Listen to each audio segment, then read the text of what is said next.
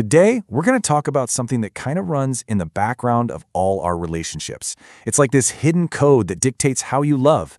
It's called attachment theory. And wow, is it a powerful way to understand why we connect with people the way we do, for better or for worse. So let's dive right in.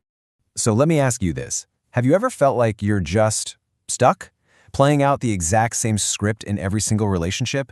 You know the feeling. You meet someone amazing, things are great, and then, slowly but surely, the same old anxieties or the same arguments or even that same feeling of distance just starts to creep back in. If you're nodding along right now, trust me, you are not alone. And there's a really fascinating reason why this happens. And that reason? Well, you can think of it as your personal relationship blueprint. Attachment theory is all about how our very first bonds, with our parents or caregivers, create this kind of template that ends up shaping how we handle intimacy, how we deal with conflict, and just how we connect with people for pretty much the rest of our lives. Now, this whole idea didn't just appear out of nowhere. It really started back in 1969 with a guy named John Bowlby.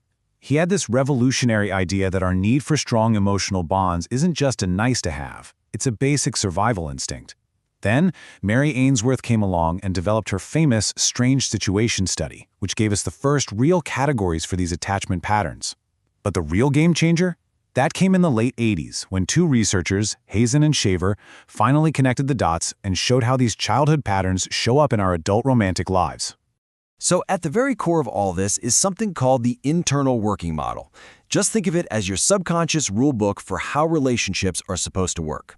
Based on how your caregivers responded to your needs when you were little, you form these deep core beliefs like, am I actually worthy of love, and are other people reliable? And this model, it just runs in the background, quietly shaping your feelings and your actions in your relationships today. So these different internal models, these different rule books, they lead to what we now call attachment styles. There are 4 main types, and honestly, just figuring out which one you lean towards can be a total game changer for your love life. All right, let's do a quick side-by-side of the 3 most common styles. So first you have secure folks. They generally have a positive view of themselves and of other people, which, as you can imagine, helps them handle conflict pretty constructively. Then you've got anxious types, who often struggle with their own self-worth but tend to see others in a really positive light. This is what drives them to constantly look for reassurance. And finally, you have avoidant individuals. They usually think pretty highly of themselves but are kind of wary of others, which causes them to pull back from real intimacy. So what does a secure attachment actually look like in real life? Well, it's all about balance.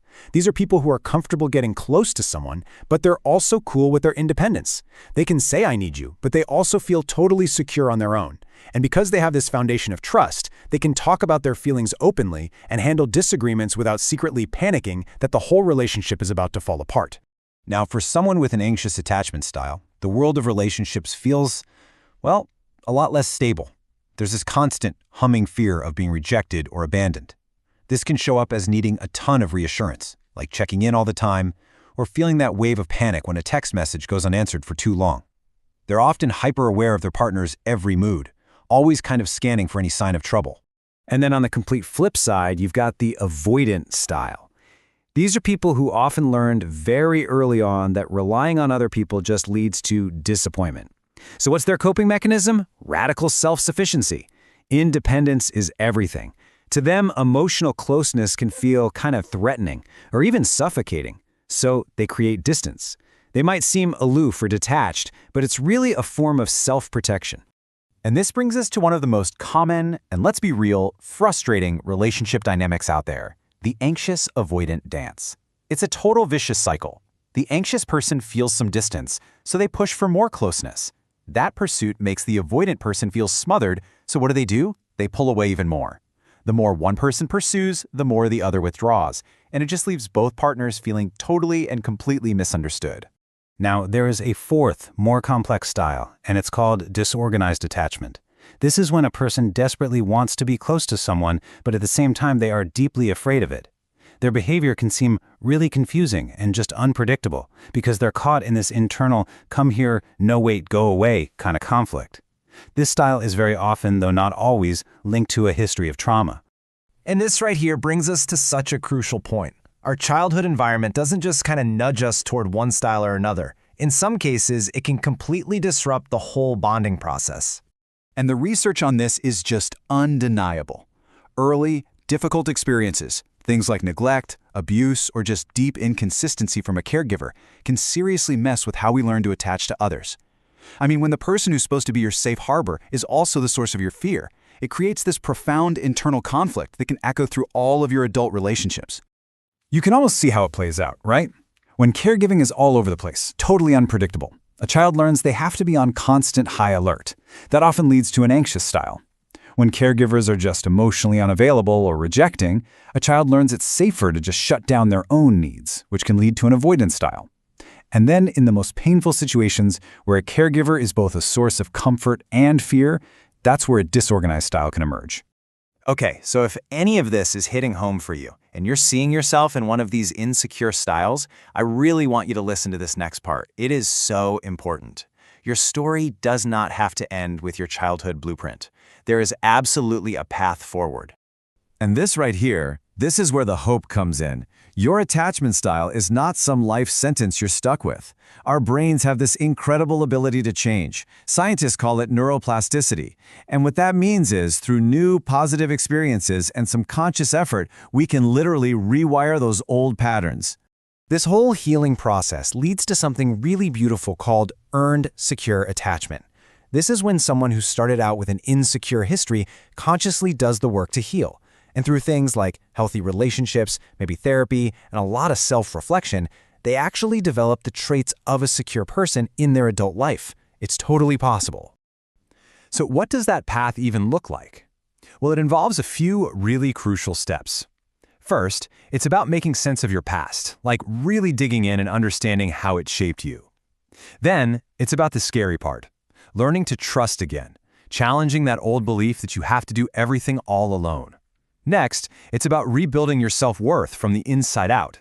And finally, it's about making deliberate, conscious choices to change those old thought patterns and behaviors in your relationships.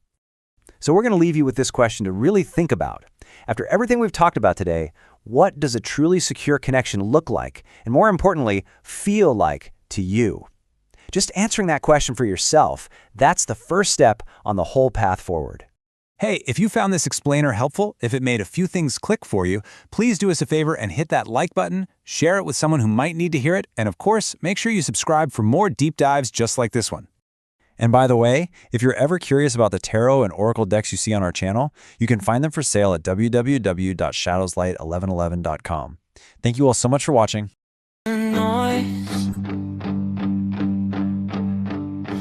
Blue light in my eyes.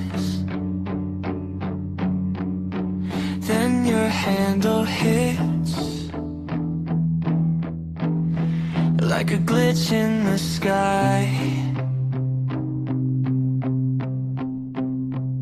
Shadows light 11:11. Flip my fate in a 30-second heaven. One card, two cards, heart wide open. You say trust and the timeline's frozen. Shadows light 11:11. Got me stuck on this little confession. Didn't come here looking for a sign, but you read my soul between the lines.